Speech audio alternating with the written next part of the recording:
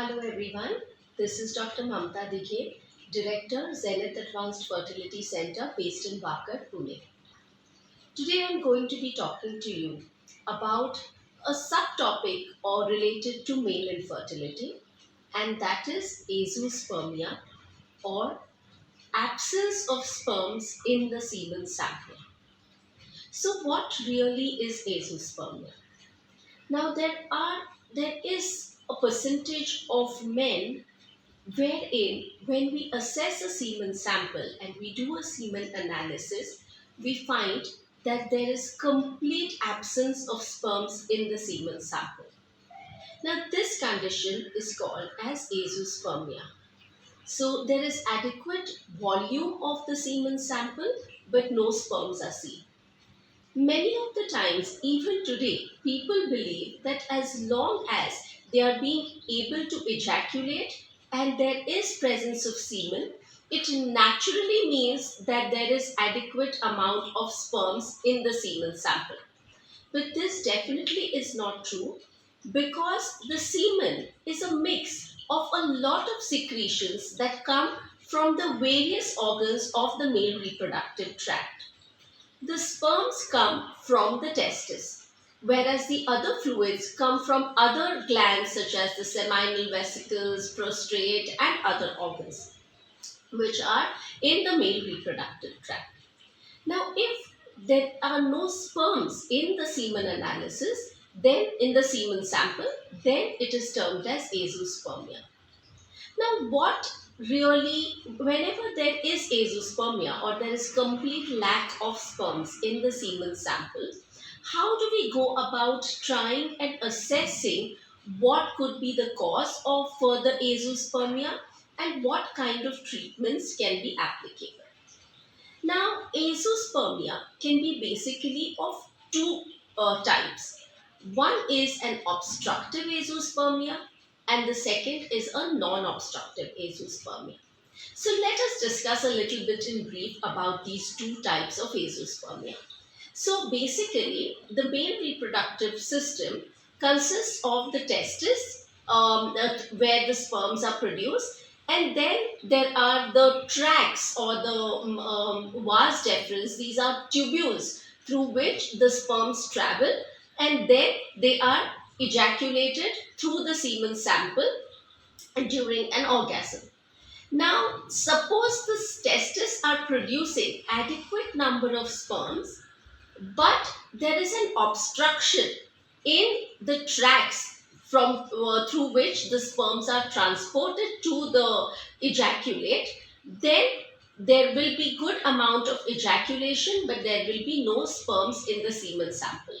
So here what is happening is the testis is producing sperms, but just due to a blockage somewhere in the male reproductive tract, the sperms are unable to come into the semen sample.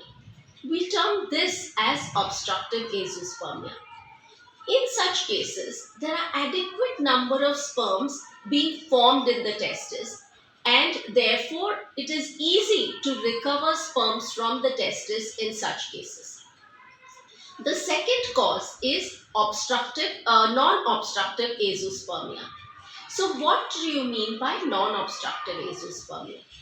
In conditions where the testis itself is not in a position to make adequate number of sperms, even though the tract is open, adequate sperms are not produced by the testis and therefore they are unable to come into the semen sample. We term this as non-obstructive azoospermia. Now what it means here is that there is a primary testicular problem.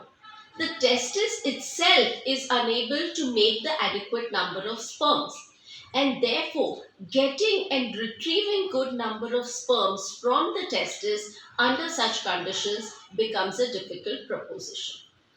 However, we need to understand, and all couples out there need to understand, that do not let a diagnosis of azoospermia let you think that you will be unable to conceive and unable to achieve parenthood or fatherhood.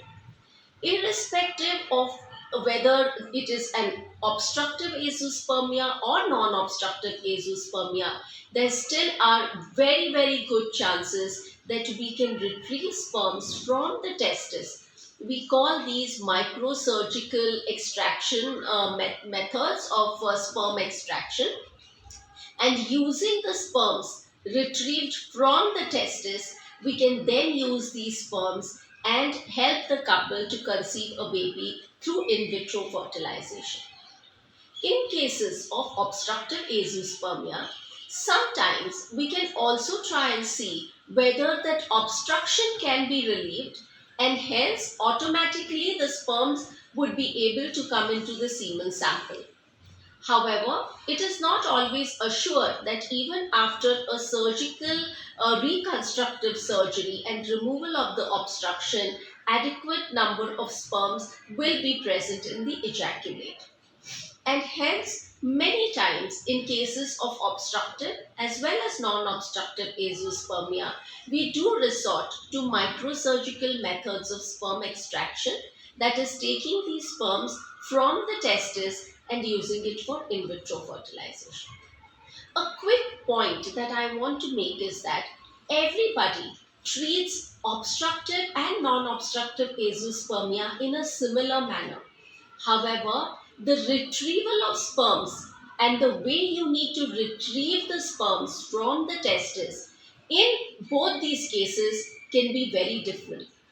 Because in an obstructive azoospermia, the testis is full of sperms. There are adequate number of sperms being produced in the testis, and therefore we can just do a simple testicular sperm aspiration. That is, just put in a needle and aspirate the sperms, and we will get adequate number of sperms.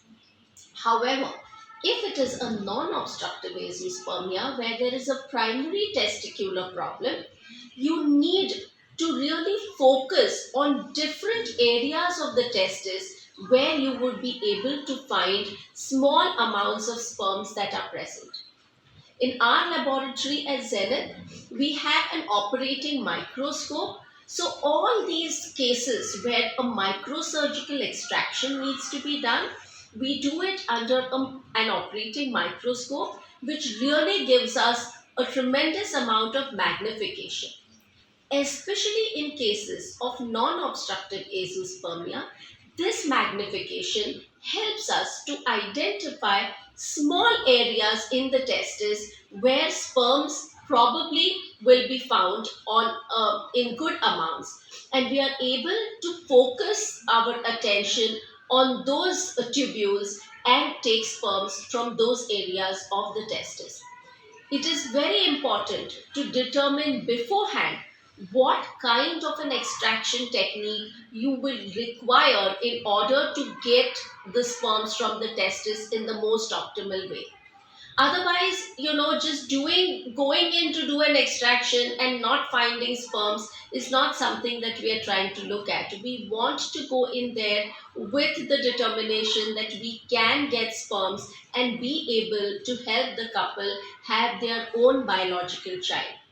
So therefore, do not lose hope. Do not just go by a diagnosis that is, planted over there. Even in cases of azoospermia, it is possible to have and conceive your own biological child using the right techniques. Thank you so much for being with us, and hoping to see you again on many other topics related to male infertility. See you soon.